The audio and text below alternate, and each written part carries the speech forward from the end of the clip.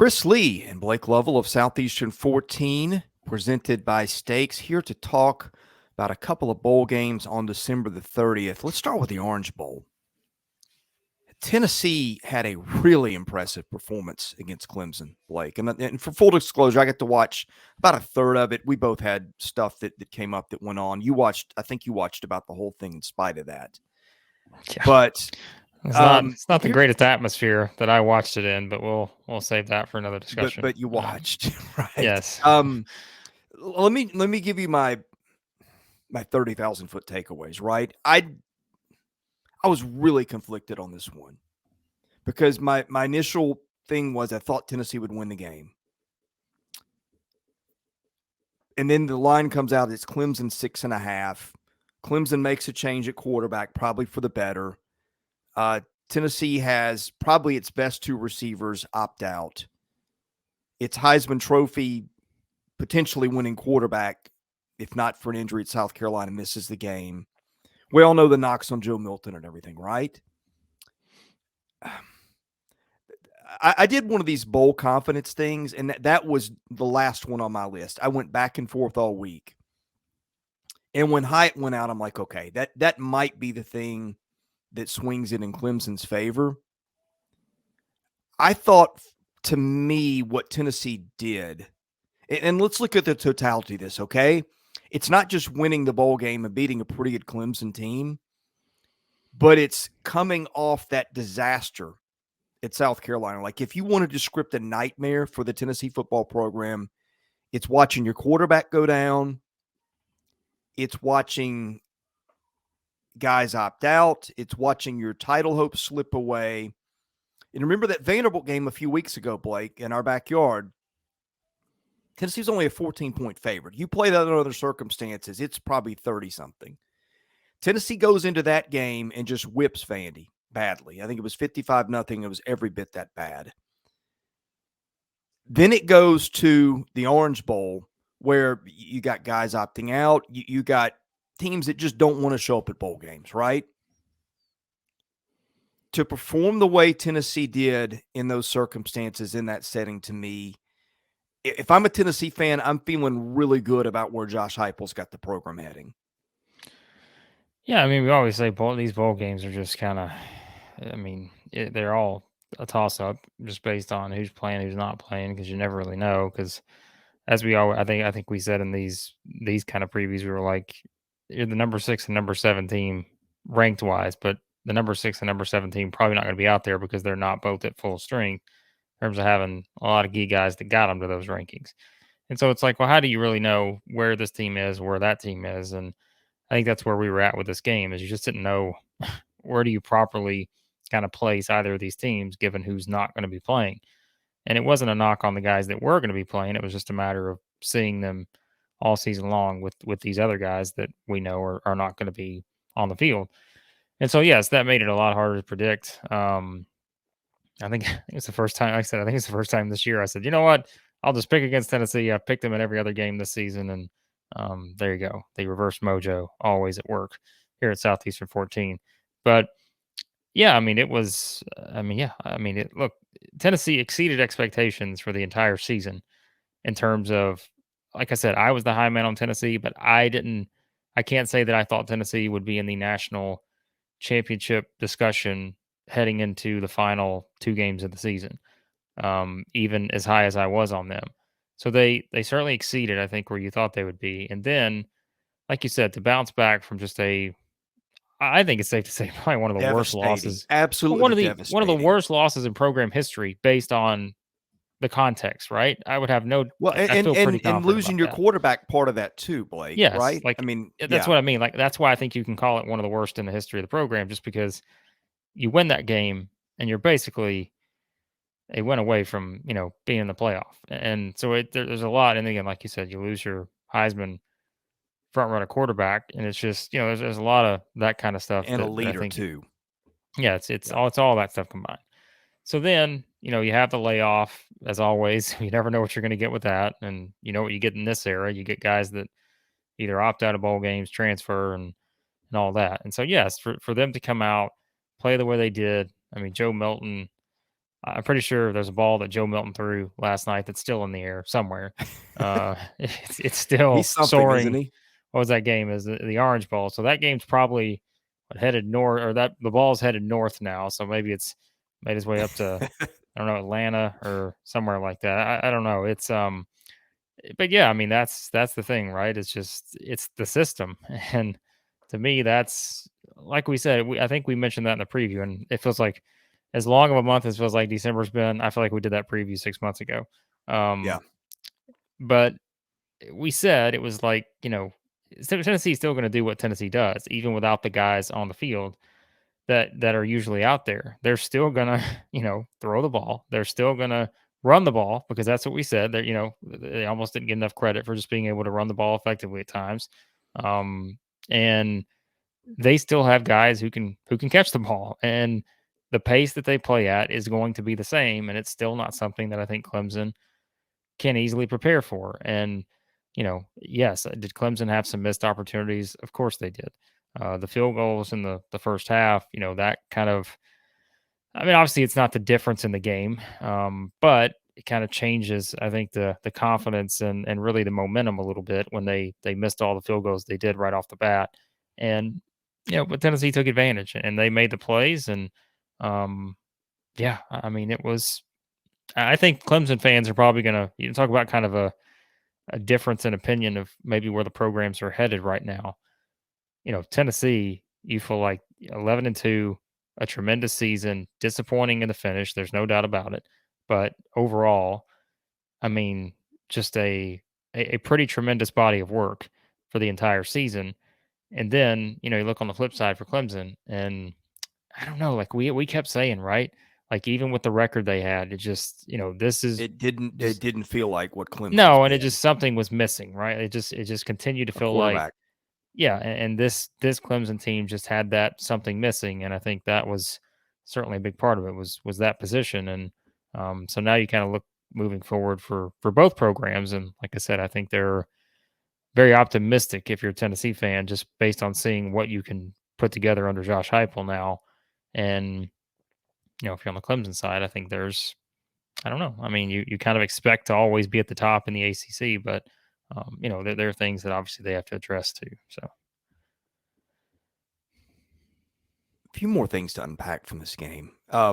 First we've talked about the oddity of being Tennessee's defense. Like Tennessee has gotten just raked over the coals all year for pass defense. As I've pointed out a million times, a lot of that is because of number of plays. Tennessee is so efficient per play, plays so fast, gets in the end zone in light speed. And because of that, your defense is going to be out there. And if you looked at the traditional stats the way we are trained to do and looked at total yards against, the pass defense was awful. And I'm not saying it was great, but you look at it the other way, that's yards per play, which is starting to creep more and more into the vernacular of college football recently. I mean, you look at the number last night. Okay, Clemson gains 484 yards, Blake, but Clemson also runs. I'm like looking at this and going, is my math right? 101 plays. Have you ever seen 101 plays by one team in a college game? And when you do that, it's 4.8, 4.7 yards a play, and that's really good. Plus, not to mention 2 turnovers. yeah, it's like I said, it was a very interesting game in terms of how it played out. And Man, yeah, I mean, listen, Cade Klubnik got his money's worth. You want to talk about like all the, I mean, again, like you said, he threw it 54 times. What did he have? I think it was, I don't know how many carries he wound up having, but um, there were some times where he was just running and he wasn't sliding. Like he was just take the hit and let's just keep going. Um, so yeah, I mean, it was kind of one of those games for Clemson. And like I said, I mean, I don't think you can discount just kind of the momentum swing early on when you just missed the field goals. And it's 3 points, right? But I mean, yeah, you missed 3, and if you add, let's say if you makes all 3 of those, right? Tennessee still wins the game technically from a score standpoint. But again, I think you have to factor in kind of how that can be such a swing for the defense too when those are missed. And I think Tennessee definitely was able to capitalize on that. And have a little more confidence moving forward and how they approach things. But yeah, I mean, the offense was just kind of. I mean, Will Shipley, by the way, it's fun to watch him run. I mean, he did. I remember one of the plays. I remember he once again leaped over a guy and then got the first down. But yeah, I mean, for the most part, like we said, I mean, Clemson, you felt like had their opportunities, but it was just Tennessee defensively that really made a lot of big plays, I thought. And, um, I mean, Beasley had what, 2 sacks? I think he had 12 tackles. I think four tackle for loss, I think. Um, so, like, yeah, you got to give credit to Tennessee's defense because they did not make it easy at all in this Clemson offense. And, yeah, I mean, you're talking about a team that had 6 points going in the fourth quarter. So, yeah, I thought very, very well done for the Vols defense. I think my biggest takeaway from watching Tennessee this year and how the season developed from last year and how it ended is at some point, and like at some point, this falls apart because if they put me and you at wideout, it's not going to happen. But Probably not. Yeah. probably not. But They it used to have feels that like it's 5-4 starting. speed, but probably Right. 10-4 probably. But Even Josh Heupel can't make that work. But no, probably not. well, here's what I'm getting at. Okay, they lose Hooker, and everybody said Joe Milton's not the guy. In fact, I want to look at Milton's stats for the year because they were being pretty good. They lose. Cedric Tillman was never really Cedric Tillman all year. Probably maybe the most productive receiver returning from a year ago in the league. Didn't matter. Jalen Hyatt steps up, has the best year in the league by receiver by far. Hyatt opts out for the bowl game, and I'm going, okay, I know they've got some other good guys that are supporting, but at some point you lose enough guys and it falls off. Well, I mean, it didn't. They've Keaton and White step up. They continue to get guys wide open. Did you see how open that last touchdown was? I'm like, Yeah. how do they do this? It doesn't matter who's out there. They get guys open. And I think that's got to be scheme and coaching. I mean, I don't know what else your answer is. And also recruiting depth. But my point is, everybody says, okay, with Milton, this is not going to work. They keep chugging along. Are they a better team with Hooker? Yes, they are. Yeah. Does Milton overthrow balls at times? Yes, he does. But it just doesn't seem, it hasn't really seemed to matter since then, Blake. I mean, the Vanderbilt's defense was awful, but to come do that in a rain, away from home, where you had every reason not to show up, and they just put a pounding on Vandy, and then to do that to a pretty talented Clemson defense. So granted, Clemson was down some guys, but so was Tennessee. And I just watched him, and I say, it feels like Josh Heupel's going to have this going for a while. Now, the defense is a little bit of a balancing act at times, and there's going to be a year that's going to bite them probably. But I just think they are so good on offense with scheme and finding guys, and they've got the NIL machine rolling too. I don't think Tennessee's going to be 3-9 2 years from now. It may not be back in playoff contention, but it's not going to fall off to the place where it was a lot of the last decade, in my opinion. Well, I mean, here's the deal next year. I'm already looking at their schedule next year. I know we're a long way away, but you talk about bringing in talent, right? You combine the two together, the schedule and the talent. Well, obviously, they're bringing in a very good quarterback, to say the least. And I'm very curious, Chris, how many, well, yes, but you still look at how all of this is going to play out, I think, and you look at Tennessee's schedule, and their schedule is I think their schedule is fantastic. Like, you just tell me what you think. We'll quickly do through this, then we're going to get to South Carolina, Notre Dame versus Virginia, home against I think that was at Nissan. Sorry.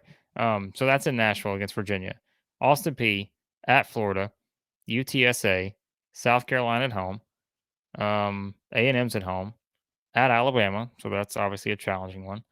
At Kentucky, never easy. Home against UConn, at Missouri, home against Georgia, home against Vanderbilt. I mean, that's another access bowl to me. I mean, that's a at Florida, I think you would expect Florida to be better, but I hate to, let's call it what it is. Tennessee is miles ahead of Florida right now in terms of where the program's at. Yeah.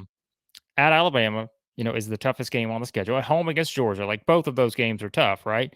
But you're used to that. You're playing those two every season at this point. So, but you get the Georgia game at home, right? So to me, those are still the two defining games probably next season. So it's like I feel like we've got to that point with Tennessee again, where it's like, and you don't want to feel like you're discounting the other teams because, like I said, at Kentucky that'll probably be tough. At Florida, probably be tough, the rivalry game, but you still feel like Tennessee has now built itself to the point to where the two games you're scheduling the most are those two, are at Alabama and Georgia, or Georgia and Alabama are the two opponents you're circling because you now feel like Tennessee has built the program to a level where they're good enough to beat everybody else.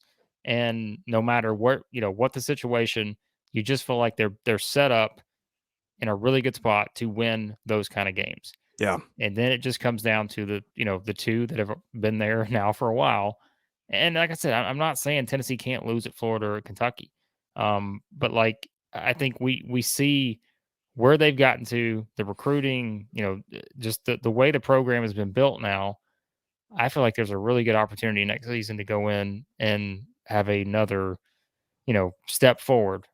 Which to me, the step forward means, you become part of the college football playoff. But I just don't see them getting out of that conversation, like you said, anytime soon under Josh Heupel, as long as that system's in place and as long as they keep bringing in the kind of talent they're bringing in and knowing that those guys are going to get developed in that system to be able to really do some pretty impressive things. So, two things. Is it too early to circle UT Alabama after you read that schedule? I mean, that is the revenge game of the year in Tuscaloosa. In my mind, I mean, I haven't seen the schedule of everybody else. I could be forgetting something, but I cannot think of a game in the SEC next year that you can clearly put above that one. Can you? I mean, it's early. The transfer market hasn't settled, but just as we're sitting here on New Year's Eve of 2022.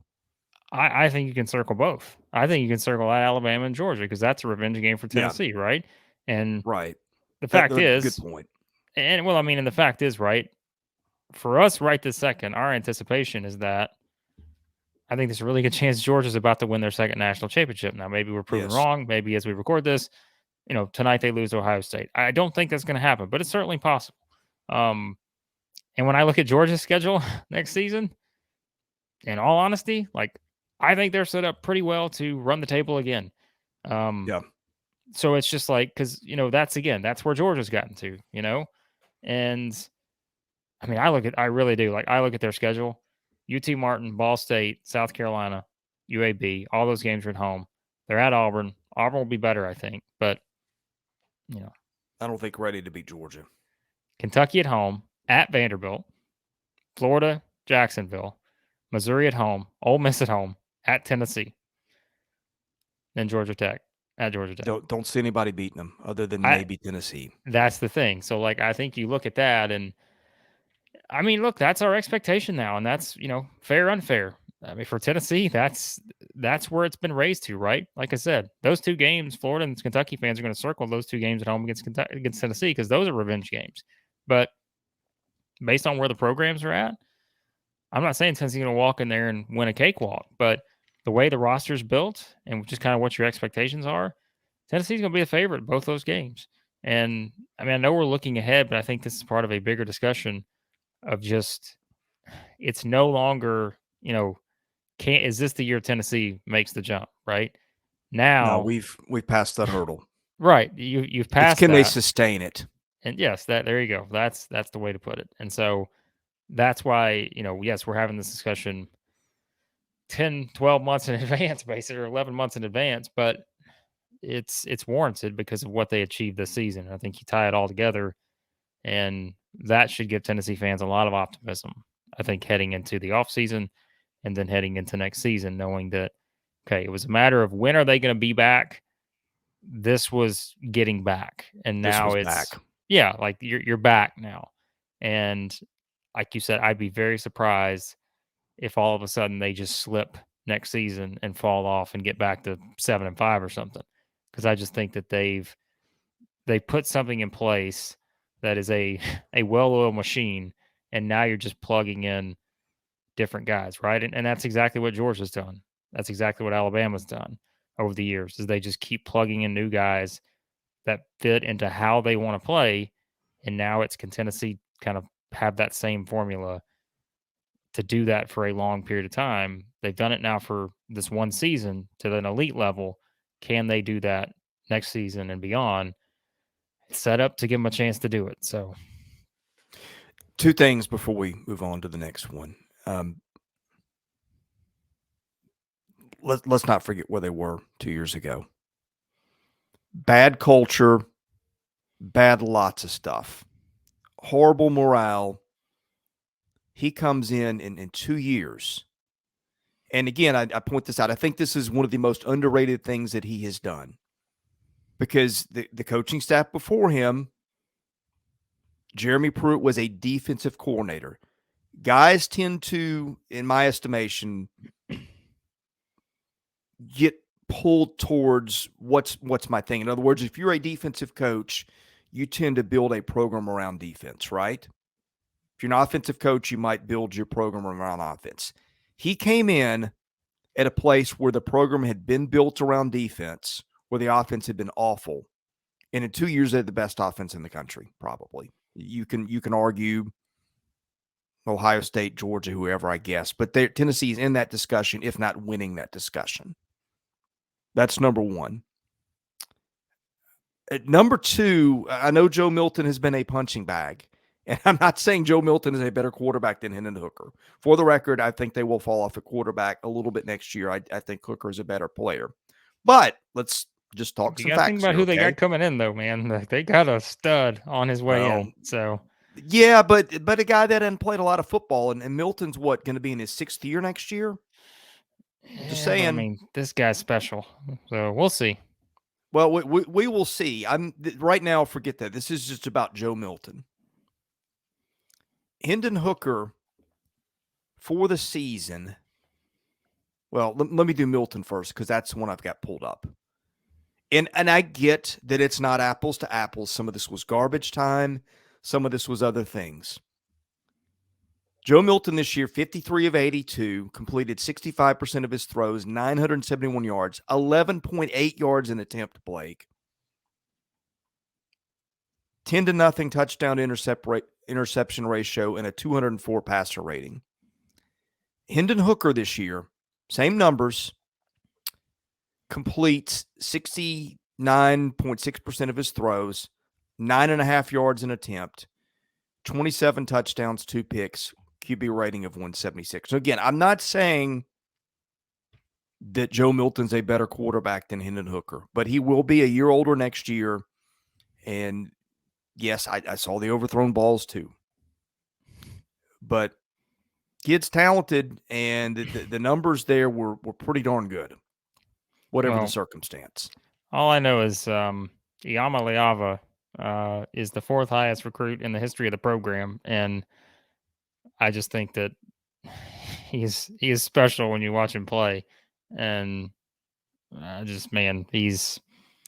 I'm excited to see. Yeah, what he well, can do what happens, and I've seen this. You want to see what happens till a kid gets on a field with kids that are as talented as he is, and until that happens, you just don't know for sure.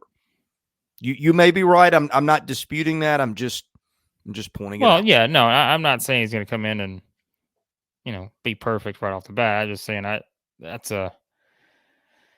he's good. Like, just watching It's a good spot to be in if you're Tennessee. Let's just right. Well, I mean, I think watching him play and just kind of seeing the skills that are there, and I spent some time whenever it was, probably right after the season, when I was kind of starting to put together some stuff that I knew we were going to do, like some sort of end of year stuff and kind of looking ahead. And yeah, I mean, he's good. So I'm very, but that's the thing, right? You could say anybody, and you feel like no matter who it is, they're going to find a way to plug a guy in. But like, this guy is, I mean, he's a top 4 recruit nationally. Like I said, 4th best recruit the program's ever signed from that standpoint, if you just look at the rankings and such. So yeah, it's going to be, I mean, I said, it's going to be a lot of fun if you're a Tennessee fan, just based on, I think, what is possible now, given what you've achieved this season. I just think that there's so much to like moving forward. And Yeah, I mean, like I said, now it's the now you get excited about the group you got coming in. They got a top 10 recruiting class at this point. Obviously, they've got some transfers coming in. Like we said, the schedule. I'm not saying it's perfect, but I think it sets up nicely for where they are as a program. And yeah, I mean, it's you build off a bowl win, which, like we said, sometimes we go into it, we're like the bowl games really don't mean all that much. But man, if you get a Meant win, something to Tennessee. well, and if you get a win, you're coming out with that confidence Yeah. going into the offseason, and we know like it never stops, right? Like in this era, like it's a 12-month season basically in terms of like, they'll have a little break, but like they're already looking ahead too, and they're thinking ahead, and so yeah, I think the Vols are so I think they're back as of right now. Now it's just like you mentioned, it's sustaining it, and I think they built the kind of system that can be sustained in that regard. So Before we leave, reminder, support our sponsor Stakes. You can predict sports better than the crowd for a chance to win NFTs. With Stakes, players can submit their sports predictions against friends, other fans, and influencers forever. Don't let your sports genius go overlooked. Join Stakes and have the best predictions captured in the moment. Head to playwithstakes.com/14. Use our invite code Southeastern14 for a double welcome bonus. Blake, any final thoughts before we head on to talk South Carolina and Notre Dame in another video? no, be sure to hit that subscribe button. Like I said, we're gonna kind of split this one. We went pretty long on the Vols here, so we'll have another video looking at South Carolina and Notre Dame. And yeah, hit that subscribe button. A lot more football stuff, of course, on the way. Playoff today, as we're recording this on Saturday. Today. 2 college football playoff games. We'll have thoughts on those, of course, with Georgia involved. And so yeah, hit that subscribe button. All right. Thanks for watching Southeastern 14 presented by Stakes. We'll see you again soon.